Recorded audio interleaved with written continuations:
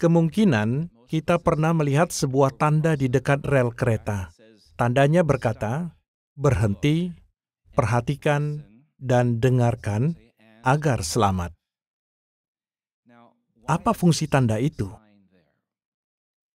Menyeberangi rel kereta bisa membahayakan kehidupan kita. Tapi bahaya itu tidak langsung terlihat. Itu harus kita pikirkan dengan kemampuan berpikir. Itu kenapa ada tanda lain yang bilang, lihat rel, ingat kereta. Jadi kita harus berhenti, lalu lihat kiri, kanan, dan bahkan coba mendengar. Apakah terdengar suara kereta? Apa ada getaran? Apakah ada cahaya lampu yang mendekat? Apa ada suara peluit? Semua ini menandakan bahaya. Kereta itu tidak langsung ada di depan kita.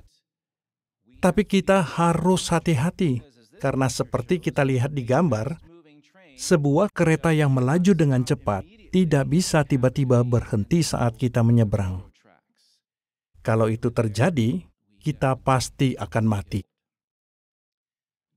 Jadi supaya itu tidak terjadi, kita harus menggunakan daya pemahaman kita untuk memikirkan bahaya yang datang. Dan kita harus bertindak dan berlindung agar tidak menjadi korban. Ilustrasi ini menggambarkan apa yang sudah berkali-kali Yehuwa sampaikan kepada kita melalui Alkitab dan organisasinya. Yehuwa meminta kita untuk berhenti, perhatikan, dan dengarkan. Lihat sekitar kita.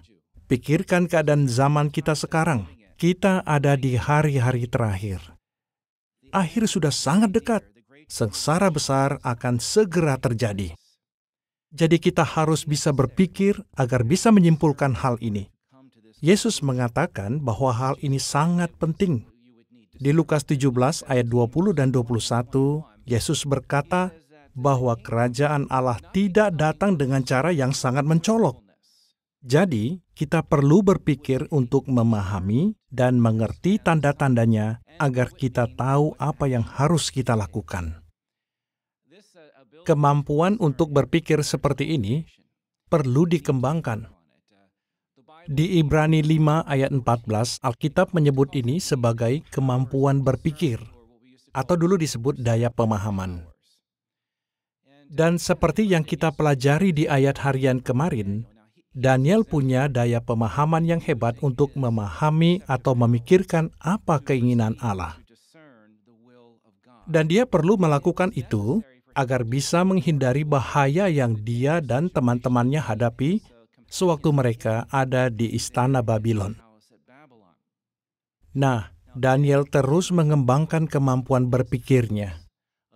Belakangan, dia belajar dengan mendalam tentang nubuat, terutama nubuat Yeremia.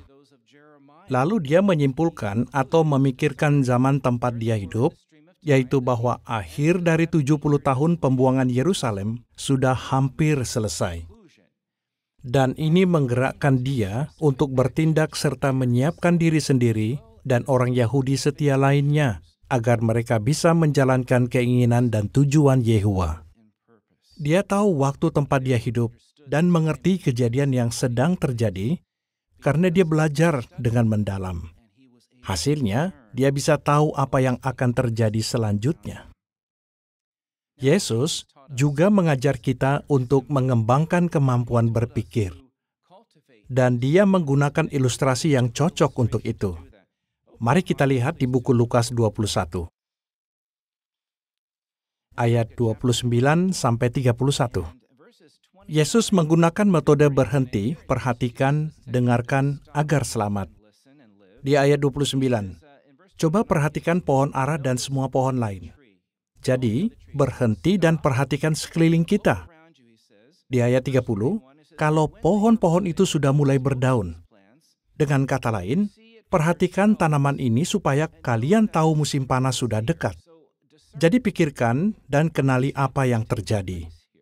Lalu Yesus meminta kita untuk dengarkan di ayat 31, Begitu juga, kalau kalian lihat hal-hal itu terjadi, kalian harus tahu bahwa kerajaan Allah sudah dekat.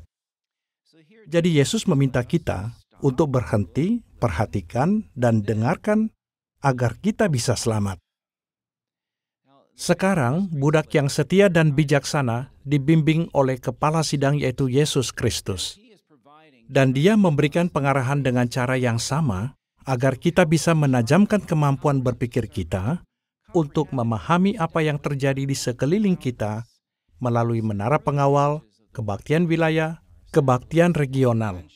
Kita diajar untuk berhenti, tinggalkan kehidupan dan kekhawatiran sehari-hari, dan berhenti sebentar.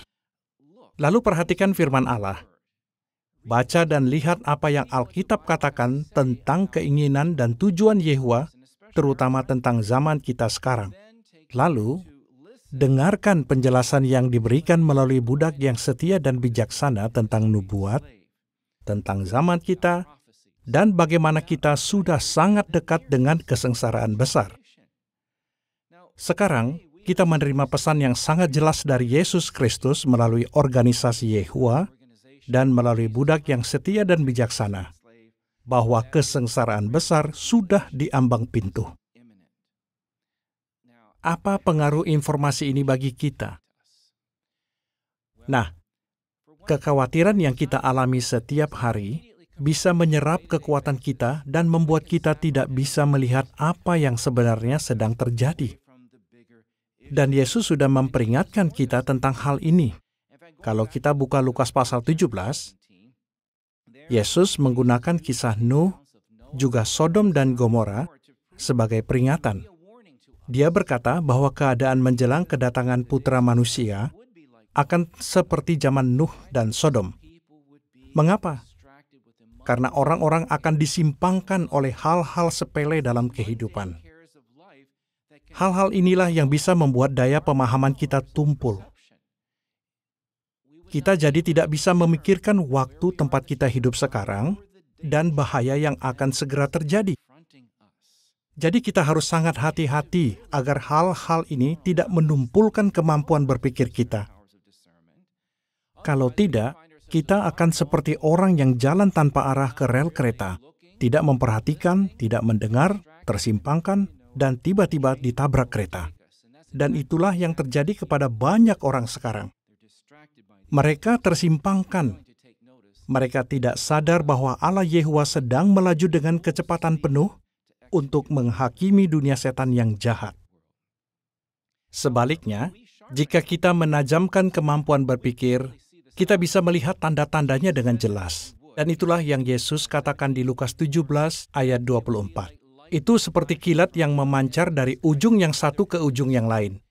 Ini bisa terjadi hanya jika kemampuan berpikir kita bisa melihat dan memahami tanda-tandanya. Sekarang, kita bisa melihat dengan sangat jelas. Kita melihat keadaan politik dunia, dan kita bisa melihat kilat yang memancar itu. Dalam penglihatan Daniel di pasal 2, besi dan tanah liat adalah kuasa dunia terakhir. Kita bisa melihat mereka sangat terpecah belah, lemah, dan tidak efektif. Di 2 Timotius 3 ayat 1-5, tingkah laku orang-orang, termasuk para pemimpin dunia, sangat arogan, sombong, dan suka menghina. Ini jelas menunjukkan bahwa akhir itu sudah sangat dekat. Orang-orang ini dan pemerintahan dunia mirip seperti ilustrasi di Menara Pengawal 15 Oktober 1971 tentang semut yang berdiri di rel kereta. Dan di gambar ini, kerajaan Allah melaju ke arahnya, dan kita tahu hasil akhirnya. Mereka akan dihancurkan oleh kekuatan dan kecepatan penghakiman Yehuwa. Nah, kita sudah melihat pentingnya menajamkan dan mengembangkan kemampuan berpikir kita, agar kita tidak lengah dan agar kita terus waspada dan bertindak. Jadi, setiap hari, mari kita berhenti, perhatikan, dan dengarkan peringatan Yehuwa. Dengan begitu, kita akan tetap aman dan kita akan selamat melewati sistem sekarang ini, dan kita tidak akan kaget saat kesengsaraan besar tiba. Will not catch us off guard.